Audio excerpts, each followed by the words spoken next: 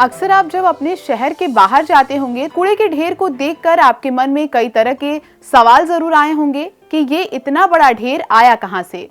क्या इस कूड़े का इस्तेमाल कर कुछ बनाया नहीं जा सकता, या फिर ये भी कि इन ढेरों को यहाँ से हटाया क्यों नहीं जाता ताकि इस जगह का इस्तेमाल किसी और काम में किया जा सके? इनमें से कुछ सवालों के जवाब शायद आपको आज मिल सके। दरअसल उत्तर प्रदेश सरकार द्वारा अब शहरों से निकलने वाले कचरे से ग्रीन चारकोल तैयार किया जाएगा, जिसके लिए एनटीपीसी विद्युत व्यापार निगम लिमिटेड यानी एनवीवीएन यूपी के शहरों से निकलने वाले कचरे से ग्रीन चारकोल बनाएगा। कचरे के निस्तारण को लेकर एनवीवीएन और नगर विकास के बीच समझौता ज्ञापन यानी एमओयू भी साइन किया जा चुका है। ये तो बात हुई सरकार के फैसले की, लेकिन आज हम जानेंगे कि ग्रीन चारकोल होता क्या है और इससे किस तरीके से कचरे को ग्रीन चारकोल में बदला जाएगा और ऐसा करने की जरूरत क्यों है। सबसे पहले हम जानेंगे कि ग्रीन चारकोल होता क्या है और इसका उत्पादन कैसे किया जाता है। दरअसल हरा कोयला, जिसे जैव कोयला भी कहा जाता है, जो प्रदूषण फैलाने वाले पारंपरिक कोयले का एक टिकाऊ विकल्प माना जाता है, क्योंकि ये कृषि अवशेषों और म्युनिसिपल सॉलिड वेस्ट यानी कि एमएसडब्ल्यू को जोड़ता है। हरा कोयला ऊर्जा के लिए कोयले को प्रतिस्थापित करने की अपनी क्षमता के कारण अधिक उपयोगी माना जा रहा है। इस प्रकार कोयले के जलने से CO2 की मात्रा को कम करता है। ये दावा किया जाता है कि 1 किलो कोयले को उतनी ही मात्रा में हरे कोयले से बदलने से 2 किलोग्राम CO2 को कम किया जा सकता है। अगर इसके उत्पादन की बात की जाए तो म्युनिसिपल सॉलिड वेस्ट से हरित कोयला उत्पादन में पृथक्करण, मिश्रण और हीटिंग प्रक्रियाएं शामिल हैं। ये प्रक्रिया कच्चे कचरे को RDF में परिवर्तित करने से शुरू होती है। इसके बाद चारकोल रिएक्टर के अंदर 200 से 300 डिग्री सेल्सियस के तापमान पर कचरे का थर्मल उपचार किया जाता है, जिसके परिणाम स्वरूप सामान्य कोयले के समान गुणों वाला एक ठोस ईंधन बनता है। रिएक्टर के अंदर की प्रक्रिया अपेक्षाकृत सरल और लागत प्रभावी होने का दावा किया जाता है, क्योंकि इस प्रक्रिया में किसी भी योजक या खतरनाक प्रक्रिया की आवश्यकता नहीं होती है।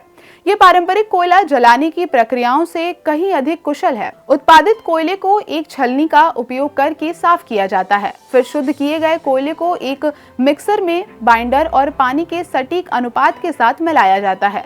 फिर मिश्रण को एक गोली बनाने वाली मशीन में डाला जाता है, जो फाइनल प्रोडक्ट ग्रीन कोल का उत्पादन करती है। एमओयू के जरिए नगरीय निकायों में कूड़े का वैज्ञानिक तरीके से निस्तारण और वेस्ट टू वेल्थ किया जाएगा। एमओयू के तहत एनवीवीएन द्वारा वेस्ट टू चारकोल प्लांट लगाया जाएगा, जिसके माध्यम से ग्रीन चारकोल का उत्पादन किया जाएगा।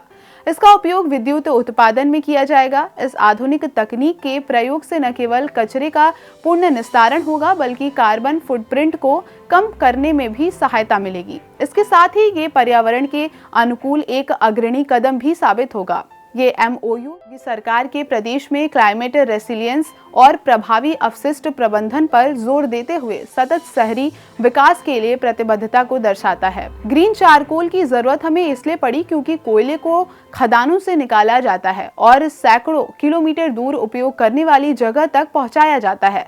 दूसरी ओर हरा कोयला रिएक्टर स्थापित करके स्थानीय स्तर पर उत्पादित करने की क्षमता में फायदेमंद है। इस प्रकार ये परिवहन लागत के बोझ को कम करता है और इसकी ठोस प्रकृति के कारण थोक में भंडारण और परिवहन करना आसान है।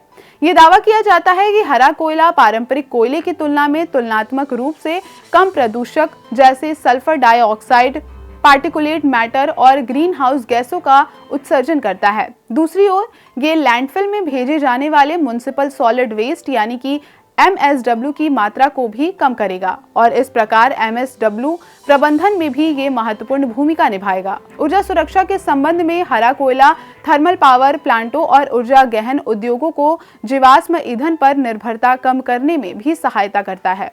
लेकिन म्युनिसिपल सॉलिड वेस्ट से ग्रीन चारकोल बनाने की ये प्रक्रिया अभी देश के कुछ शहरों में ही लागू है। आपके अनुसार कूड़े के निस्तारण के लिए और क्या क्या उपाय किए जा सकते हैं, हमें कमेंट बॉक्स में जरूर बताएं।